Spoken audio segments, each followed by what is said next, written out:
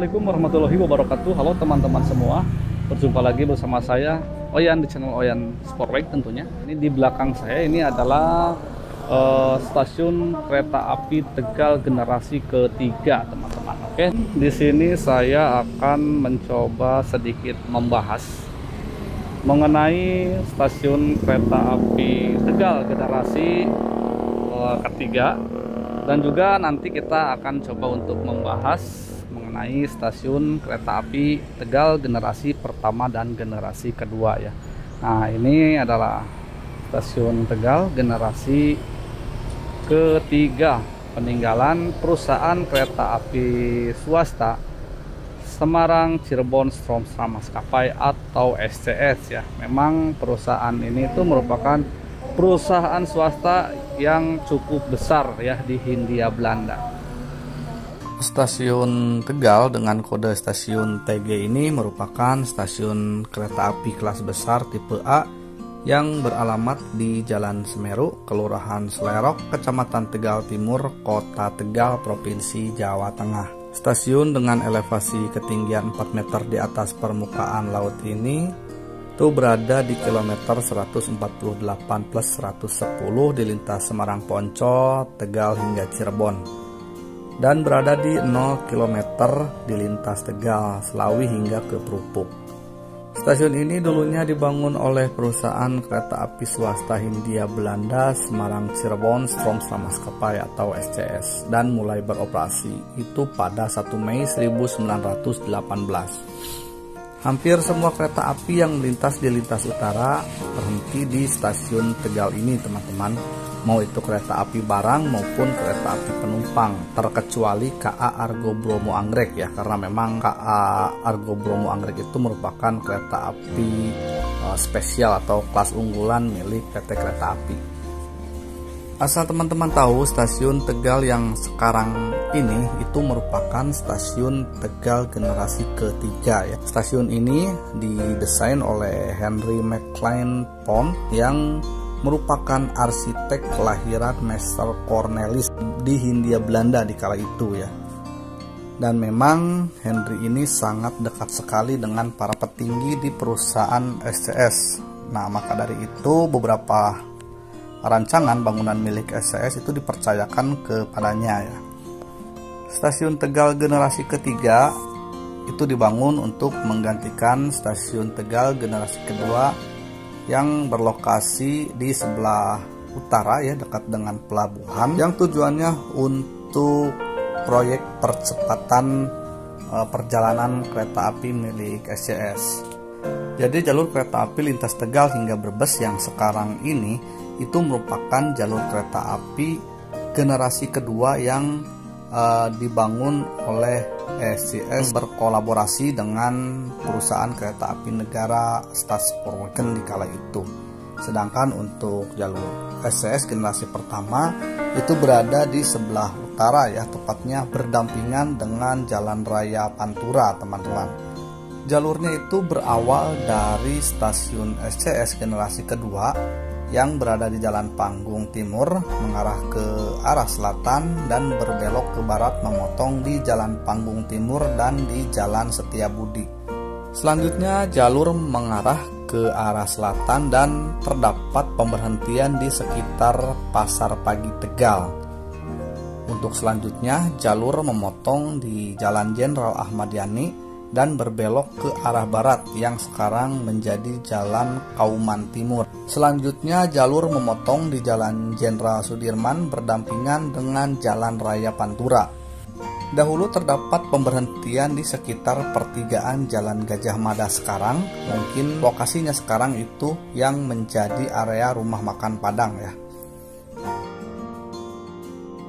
Di perempatan Jalan Raya Sutomo dulu terdapat juga sebuah kawasan perminyakan. Lokasinya kini menjadi Pacific Mall Tegal dan McDonald. Ke sebelah barat lagi juga terdapat sebuah pabrik kapuk di samping Jalan Raya Pantura yang kini lokasinya menjadi Transmart Tegal, di sekitaran Transmart Tegal untuk lokasinya. Nah, untuk pabrik ini mungkin dulunya itu menggunakan jasa tram SCS untuk pengiriman hasil produksinya ya. Untuk jalur tram terus berlanjut ke arah barat dan terdapat sebuah pemberhentian di sekitar Pasar Sumur Panggang. Ke sebelah baratnya lagi itu terdapat sebuah pemberhentian Krandon di sekitar Pasar Krandon. Pemberhentian selanjutnya yaitu ada pemberhentian yang berada di sekitar Pasar Kaligangsa. Namun untuk saat ini Pasar Kaligangsa sudah dipindah ke sebelah utara teman-teman. Sedangkan untuk stop loss-nya sekarang sudah menjadi sebagian jalan Pantura dan mungkin menjadi area rumah warga. Pemberhentian selanjutnya yaitu ada stop loss Limbangan yang lokasinya berada di sekitar Pasar Limbangan Brebes ya. Dan akhirnya trase lama dan trase baru itu bertemu di stasiun kereta api Brebes. Untuk trase lama ini konon sudah mulai dibongkar di sekitar tahun 1918-an. Jadi mohon dikoreksi ya bila ada kesalahan informasi. Untuk trase baru ini dibuat atas kerjasama antara SCS dan SS untuk menyambungkan layanan kereta api dari Batavia hingga ke Surabaya. Pada awal pembahasan kerjasama, tidak ada pembangunan trase baru ya, tetapi SS ingin SCS menaikkan kecepatan operasional dari 30 sampai 40 km per jam itu menjadi 75 km per jam. Nah, lantas SCS mengajukan penolakan ya terhadap usulan SS karena apabila diberlakukan kecepatan maksimum di jalur tram, pihak SCS takut akan terjadinya kecelakaan yang diakibatkan oleh anjloknya tram dan tergulingnya rangkaian gerbong. Lantas dengan adanya keberatan itu akhirnya pemerintah mempertimbangkan untuk mengubah jalur tram sepanjang Cirebon hingga Semarang menjadi jalur lintas utama atau RC Class Sporway. Dengan adanya pembukaan trase baru, maka keuntungannya kereta api dapat berjalan lebih cepat dan dapat membawa gerbong lebih banyak lagi. Selain itu, Stadspoorwegen sebagai perusahaan kereta api negara juga bisa menggunakan jalur tersebut untuk sambungan dari Batavia ke Surabaya di lintas utara, teman-teman. Namun untuk segi perawatan dan pengelolaan jalur, semuanya itu diserahkan kepada SCS. Tidak ada pemberhentian di sepanjang Tegal hingga Brebes di trase baru ini. Hanya ada stop loss di Randu Gunting ya, di sekitar Randu Gunting, dan itu pun di jalur yang mengarah ke Prupuk ya. Karena memang jalur ke Brebes dan Prupuk berdampingan hingga akhirnya berpisah di Randu Gunting. Tak hanya stasiun dan trase baru, SCS juga membangun sebuah kantor yang megah di barat laut stasiun Tegal yang dikenal dengan Gedung Birau ya. Gedung ini sepintas mirip dengan Gedung Lawang Sewu di Semarang, teman-teman. Hanya saja mungkin bangunan Gedung Birau ini tidak sebesar bangunan Gedung Lawang Sewu ya. Bangunan megah ini juga dirancang oleh Henry McLean Pond dan menjadi bukti masa kejayaan perusahaan kereta api swasta Semarang Cirebon Stromsra-Maskapai atau SCS di kala itu. Meskipun perusahaan ini bernama Tramwap Semarang Cirebon, tetapi kota Tegal ini dipilih sebagai pusat kantor karena mungkin lokasinya itu dianggap sangat strategis oleh SCS.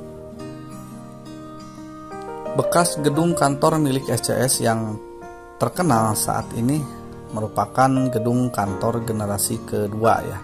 Untuk kantor SCS generasi pertamanya itu berada di sebelah utara dan untuk bangunannya tidak semegah gedung Birau ini. Namun sangat disayangkan ya untuk kondisi gedung bersejarah peninggalan SCS ini sekarang kondisinya terlihat sangat kurang diperhatikan sepertinya ya. Padahal seharusnya bangunan bersejarah seperti ini itu bisa dibuka untuk umum atau dialihfungsikan sebagai museum ya, sebagai sarana edukasi bagi dunia perkereta apian untuk masyarakat.